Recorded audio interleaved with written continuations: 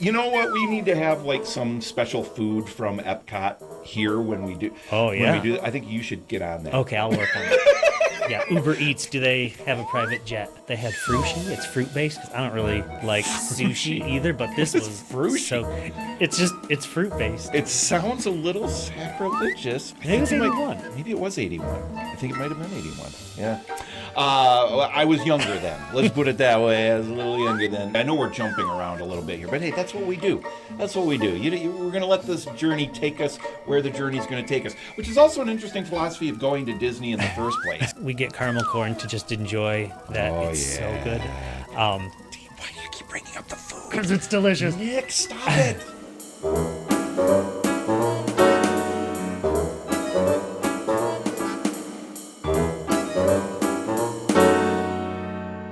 Welcome, everyone. This is Jolly Julian, and I've got somebody joining me here. He keeps showing up at my place and says, "Can I come in and talk Disney?" Who do we have here? Grim-grinning-Nick. It's hard to get rid of me, especially if I hear the word Disney, I appear.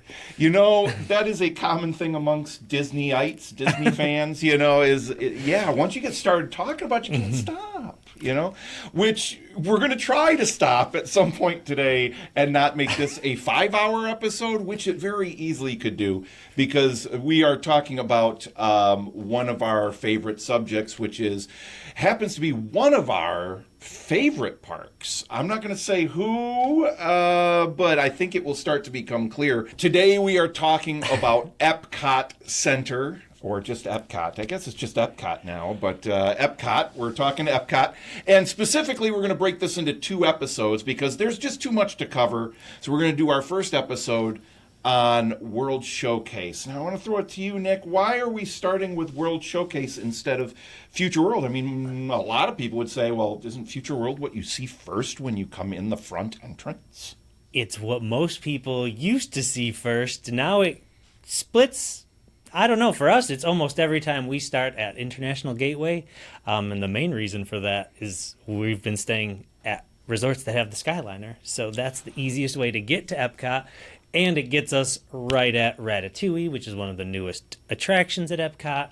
And it's hard for me to want to skip that at all. And if you get there early, you don't have to wait in as long of a line. Nice. Yeah, I didn't even think about the Skyline aspect, which I've actually never ridden. I've never ridden the Skyline. I've never stayed in one of the hotels that has the Skyline, so the only reason that I would get to ride it is if I chose to just ride it for the experience, which I do intend to do fully. It's just time gets away from me in Disney World. Go figure. You could park hop from Epcot to Hollywood Studios. And you know what? The next trip I take, that might actually happen. I don't usually park hop, and that's something we should talk about on a future episode, is to park hop or not to park hop, because I think there are arguments for both, and I feel like we might be coming from 2 different angles on that conversation. Yeah, I think we'll have 2 different angles. We might share a similar conclusion.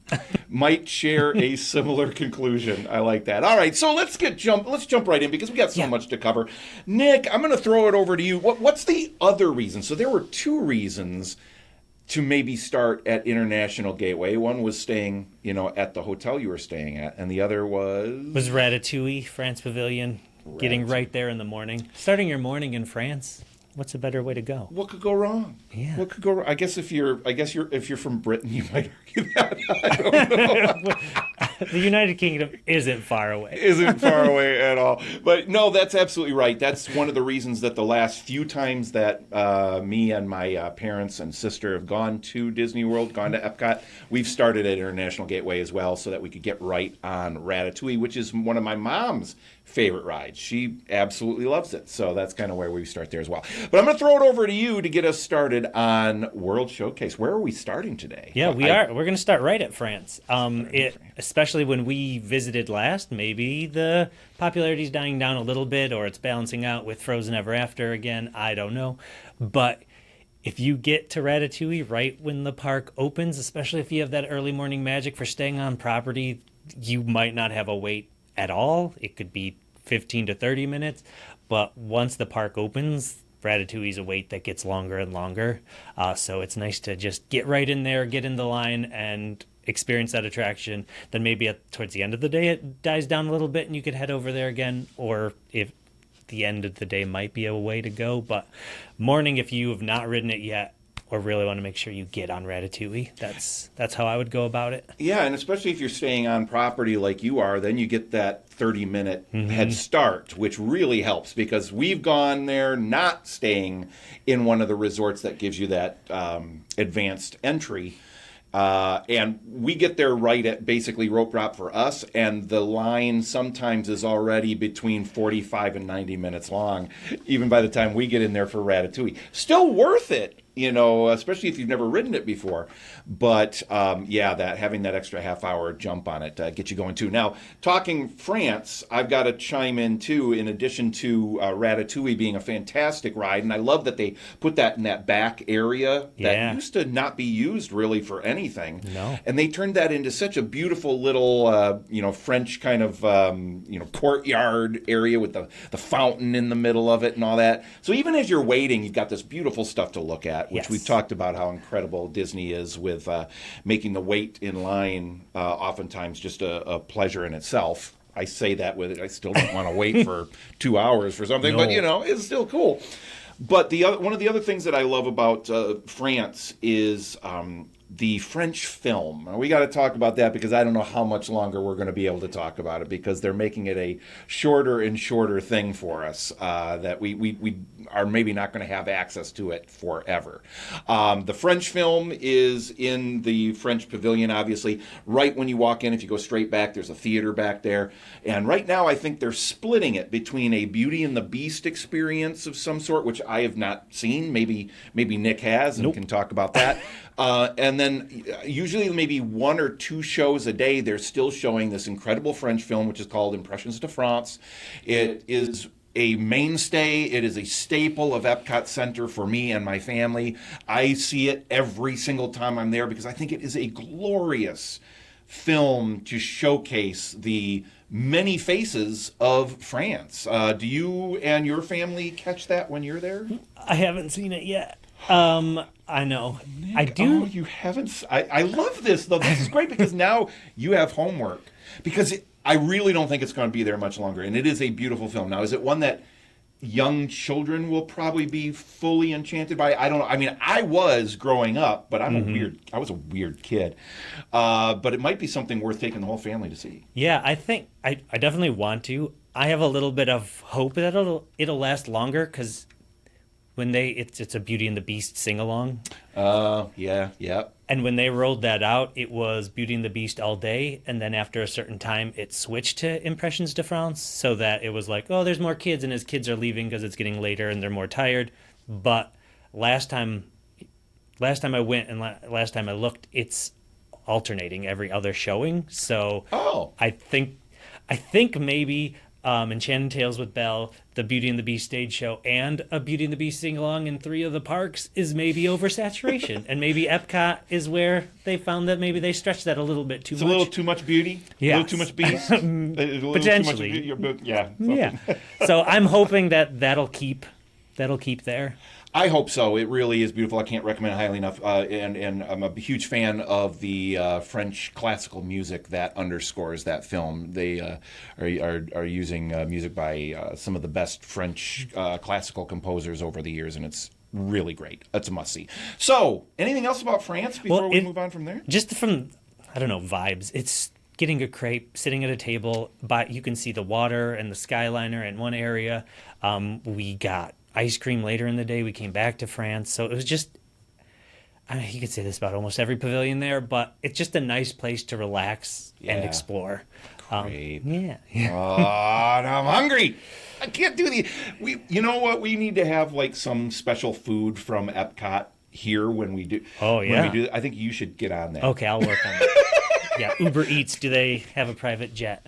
Go get that. Now I want a crepe really badly. But all right, well, France, there you go. Now, where are we going to move to next after France? I was going to mention the American Adventure Pavilion, even though this trip, so just a little recap, there were 12 of us on my trip, so multi-generation trip. So some of us, I'll still categorize myself as the younger generation, even though I'm in the middle.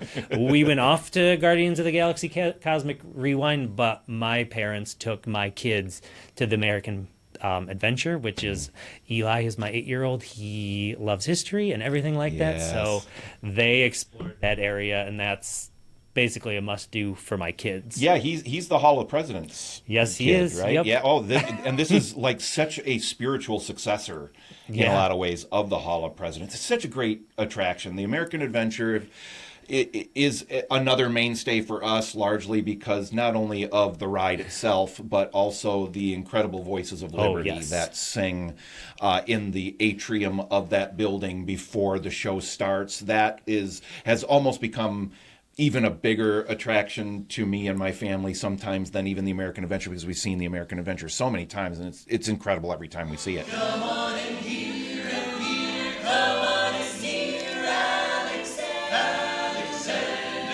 ragtime.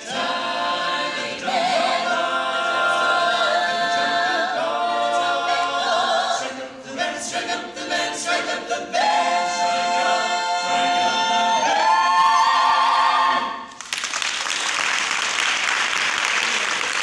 The Voices of Liberty are absolutely incredible. Did you get to catch them when you were there? No, we didn't get to see them that trip. Yeah, and sometimes they're not there, and other times they're it's sometimes it's a little hard to catch them. I'm wondering if it's harder. This was Festival of the Holidays, and I think they perform in the Candlelight Processional, so I don't know if they have fewer showings then. I haven't looked into that, but that could very well be. Yeah, absolutely. So yeah, Voices of Liberty and the American Adventure, wonderful. One little side note about American Adventure is that one year my family and I got to take a extensive tour, backstage tour of Disney World.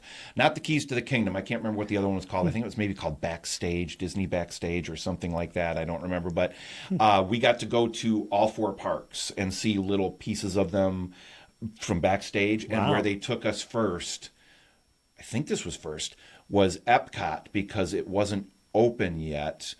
And we got to go see backstage of the American Adventure. wow. Which is wild. When you get to see the area where all these things are sliding around, these entire big sets and moving up and down, and it was really neat to see. So I have a very fond spot in my heart of knowing a little bit of how the magic is done, but only a tease, and it makes it a very special attraction for that reason. That'd be amazing. I think it's on Martin's Vids. If you go to that YouTube channel, he does some amazing work on the history of different attractions and how they're made and the blueprints. It's awesome. Oh, nice. And I'm almost positive that's where I saw the American Adventure one, because there's so many moving parts. It is so impressive. It's one that I'm surprised doesn't break down more often. We hear about, Tiana's Bayou and Rise of the Resistance and stuff like that break down so frequently. And on the surface, those feel like they have less challenging things to deal with than when you see what happens at the back of the American Adventure. So a great one there, absolutely. And on the way to American Adventure, if we're going from France to American Adventure, in between we've got Morocco and Japan. Yes. Both of which I enjoy very much. We obviously can't talk in detail about each and every one of them. Future episodes for sure, because we could do an episode on every single country in World Showcase and really get into the weeds, and I think we probably will do that at some point.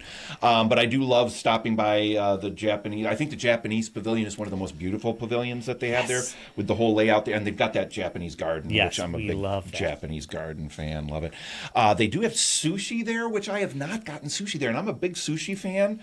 But when I'm there with the rest of the family, no one else in my family likes sushi, so I maybe sometime when I'm in there by myself, maybe I will have to go and try out the sushi. Have you tried sushi? I haven't tried their sushi, but I think this was a different festival. They had frushi. It's fruit based, because I don't really like sushi either. But this was frushi. So it's fruit based. It sounds a little sacrilegious, but I'll try anything. I mean, the way they make sushi these days. I mean, there's bacon in some of the sushi nowadays, so I shouldn't probably speak like a purist.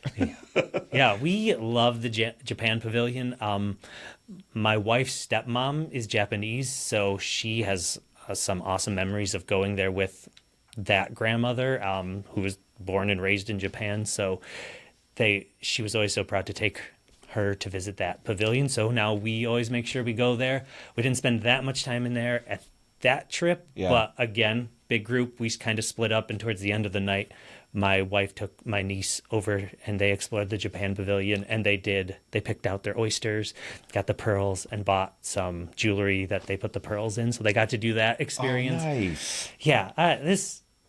I'll just say it now. That's one of the many, many reasons Epcot's my favorite. It's not just this, let's ride all these attractions, which most Disney parks aren't that, but Epcot seems to double down on these little experiences that it's hard to quantify. It's hard to compare it to like, oh, there's this many roller coasters at this amusement park and there's this many whatever. Whereas Epcot, it's hard to be like, well, there's about 4 different boat rides that I really love, but there's so many amazing experiences and memories to make just enjoying the day with your family and learning about other culture. Yeah, that's such a great point. The little details, and I think that's one of the reasons I've loved Epcot so much as well over the years, even as a younger lad, getting to go there the year that it opened, 1982, I think it was. 82, 83, 81? I should know. Boy, we should know this. Oh, boy. All right, you just caught us. Maybe it was 81. Maybe it was 81. I think it might have been 81. Yeah. I was younger then. Let's put it that way. I was a little younger then. And I enjoyed very much the learning aspect of Epcot, which I think it has gotten away from. And we can talk a little bit about that when we get maybe to the other part of the park. But the World Showcase section, just again, the details. Every country that you go to, it doesn't. I don't mean this in a negative way at all. It's going to sound like it when I say this word, but it doesn't feel like a Disneyfied version of those countries to me.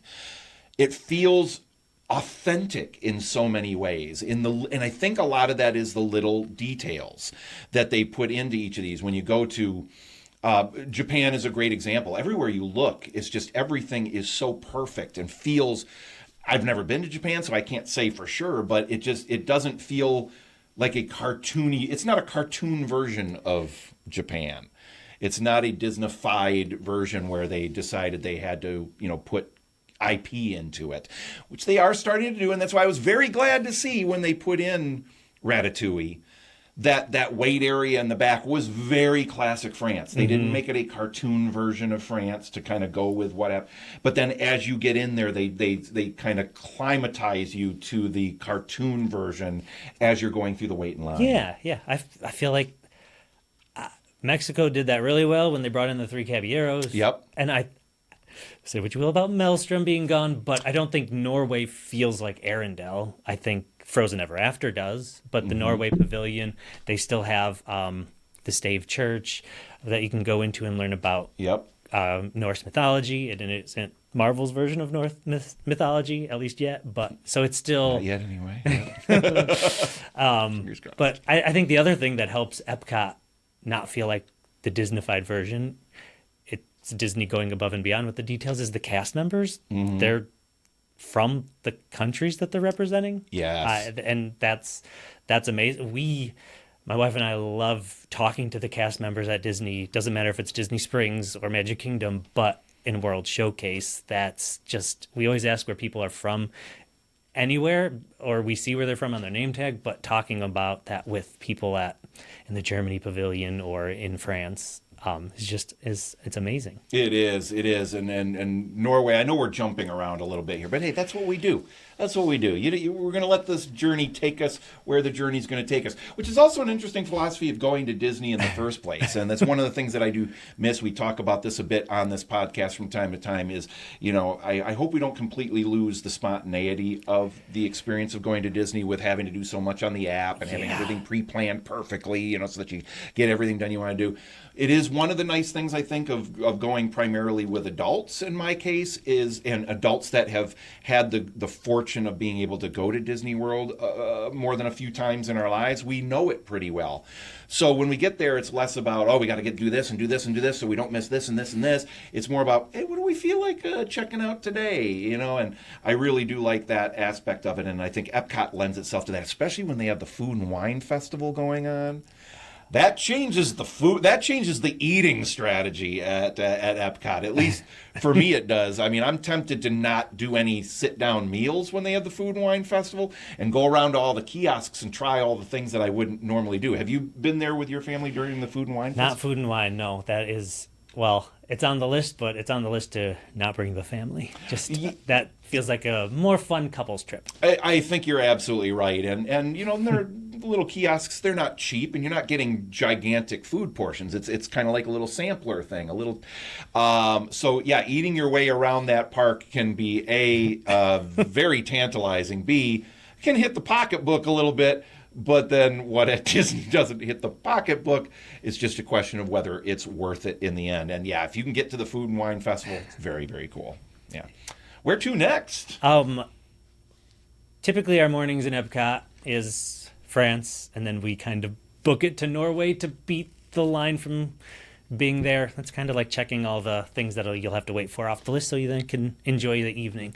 So we went to Norway, Frozen Ever After. Mm-hmm. Actually, is Germany in between? Because we have yeah. I mean, it depends on which way you go, because they're almost across. Norway and France are almost directly across from each other. Yeah, so I think we stop.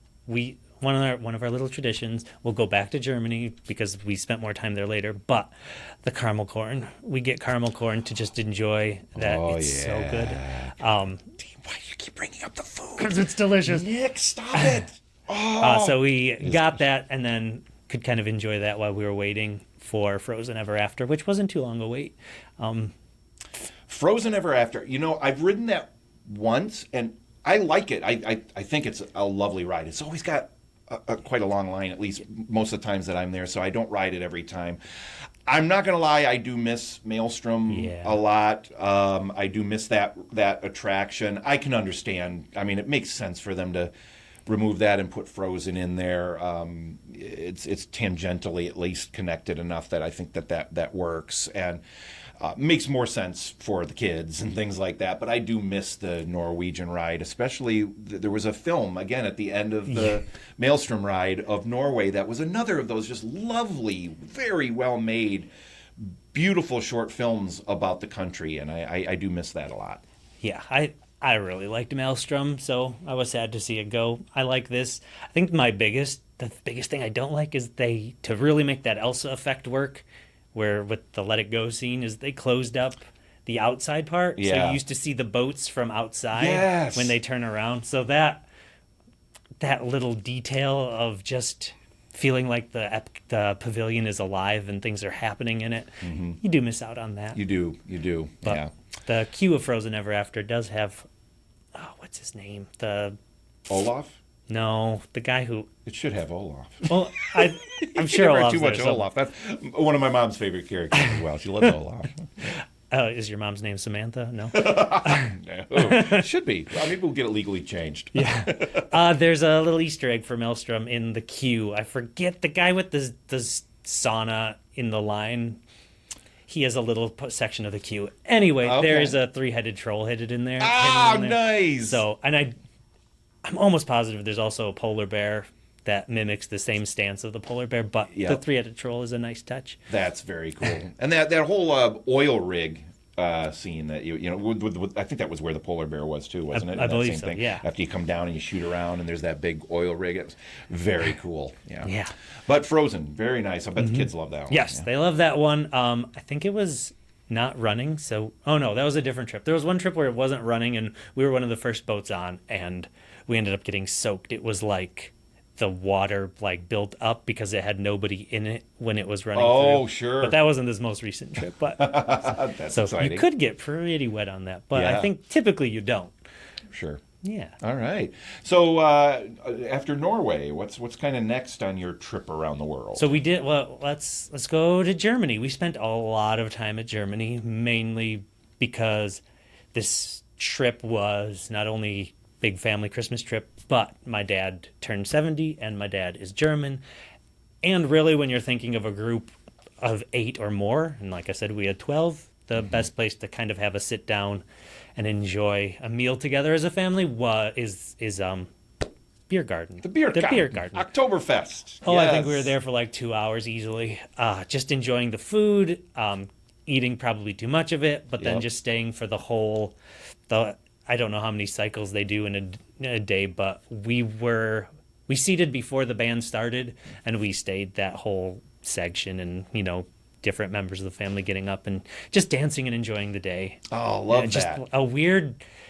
it's weird to say it didn't feel like we were at Epcot, because it didn't, but it's also something amazing that exists at Epcot. It is another one of those wonderful indoor-outdoor Yes, I love it. restaurants like San Angel Inn and the Sci-Fi Dine-In Theater. This tradition of having these. You go inside and you feel like you're outside. You brought up an interesting point. I think when you said it felt like we were at Disney World, but not at Disney World, because it does. It takes you to another place again with the details and so forth in there, the band, the Lederhosen, It's night, the moon is slowly moving across the Yes. ceiling, so you think you're having dinner, and then you leave and it's 1:00 in the afternoon. It is very cool, and I love that you took the whole family because some kids might look at sauerkraut and stuff. Of course, as Disney does, they always give you options for everyone.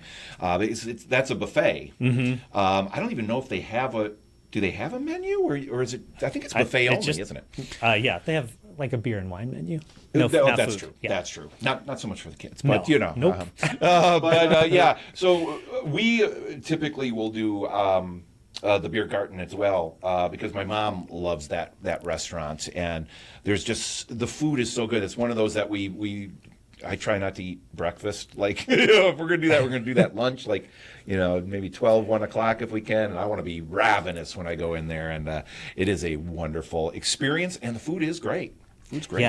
Yeah, we had so much fun. That was my second time there. And every time, it really is just a great way to spend the day. And I highly recommend doing a sit down when you have a group that big, because you separate so much, and it's one of the main ways to feel like you're there on this vacation together. So that was an awesome way to come together. And then we split back up again after that. They definitely have, one of the shops I like looking at is they just have the antique cuckoo clocks and the steins, so that the beer steins, so that just looks just nice to explore. And then the pavilion is basically a big cuckoo clock. Yeah. So yeah.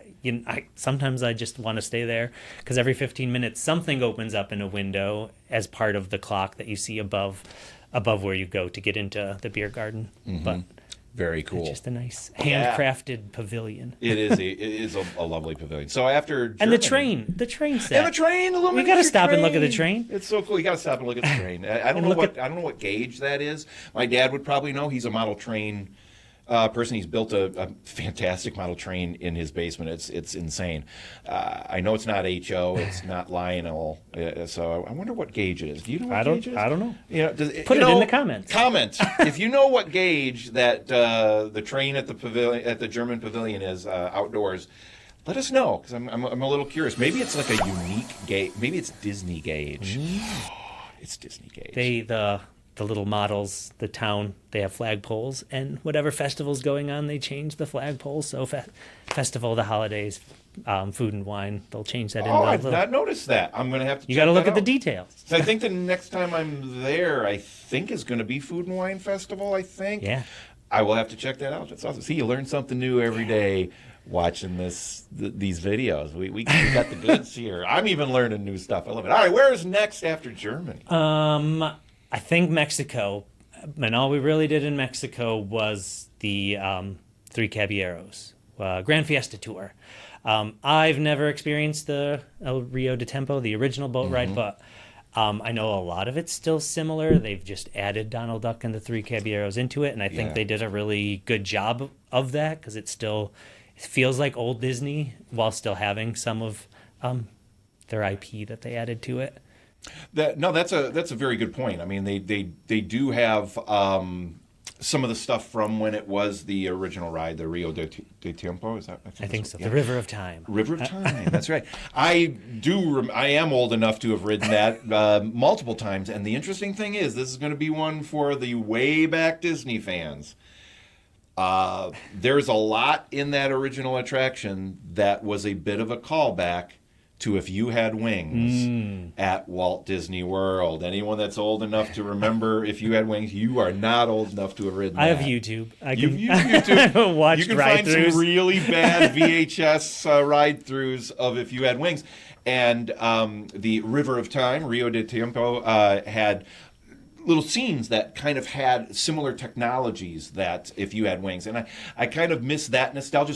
There are little bits of that I think did carry through to the Three Caballeros that they kept. I think because I've watched ride-throughs, comparing them. So I think some of them, it's literally they added Donald Duck animation into that what already existed. So they did a decent job of making people go. More people want to go and experience that attraction. That's right. I've heard that attraction, or at least the original version, described as a combination of If You Had Wings and It's a Small World. It's a Small World. Yeah. I was just going to say the same thing. It's got that end section with the dolls and everything feels very, It's a Small World. So I will just quickly say about Mexico, if we are not eating at Oktoberfest at the Beer Garden, it's usually the San Angel Inn. The food is fantastic. It's not inexpensive, but it's again, the food is so good, and it's very much authentic Mexican food, not Americanized Mexican food.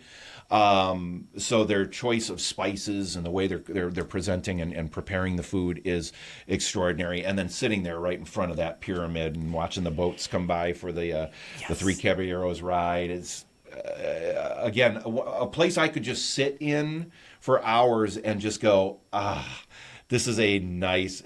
It used to be one of my favorite spots to go to get away from everyone. You can't do that anymore. It's always busy in there now. There are people there all the time. I think because they have tequila tasting there now. The Cava tequila is is in the pyramid. So it's not part of that restaurant, but a little separate thing. So that really draws in a lot of people. And if you have not gone into the Mexican Pavilion for any reason, you got to make a stop there the next time you're in World Showcase. Yeah, for sure. What's next? I think the last pavilion that we spent a lot of time on, and I did not expect to spend a lot of time there, but they just kept making us want to stay longer, was the UK, the United Kingdom Pavilion. Starting out, just exploring it and enjoying going in the shops. We were trying to do that in as many of the pavilions as we could. And, we went behind in the back there when we were exploring. And I didn't realize there was a Winnie the Pooh meet and greet. Like, you're going into Christopher Robin's house. So we took our kids to do that. That was a little bonus we didn't expect. And then by the time we got out of there, we were waiting to meet another, my sister's family went off a different place, and they met us there. And as we were waiting, Father Christmas came out. So we watched that. And then we saw the schedule. And like in the next couple minutes, Command Performance, the band was going to play some classic British rock. So we stayed there. We were probably there for about 2 hours, just enjoying that music. I have an amazing little 8-year-old named Eli who loves presidents and loves rock and roll. So he was like, "Is that the Beatles? Are the Beatles playing?" So and my mom loves the Beatles. And they play a lot of the Beatles. Yeah. So we just stayed there, and we kept staying there. The band ended, and then we just ran around and played in the hedge maze a little bit. So it just UK Pavilion, didn't expect it to be one of our favorite spots. I love it.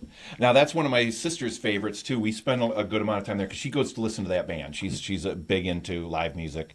She goes there every time, and she usually catches them a couple of times when they play. And one of my favorite things there. Dang it! Now I'm bringing it back to food. Oh man, the fish and chips at Rose and Crown. At the little kiosk. Oh, the fish. Outside. There's like a fish and chip. There's shop. a fish and chips spot there next to the Rose and Crown. Gotcha. And I do love me some fish and chips. I know these are probably not hugely authentic. I think when I was in London, I actually went to London once, and I think I had fish and chips there, and I think they had peas were part of it. I don't know if that's a regular thing or not, but it was interesting. But I got to get the fish and chips whenever I'm there. Love it.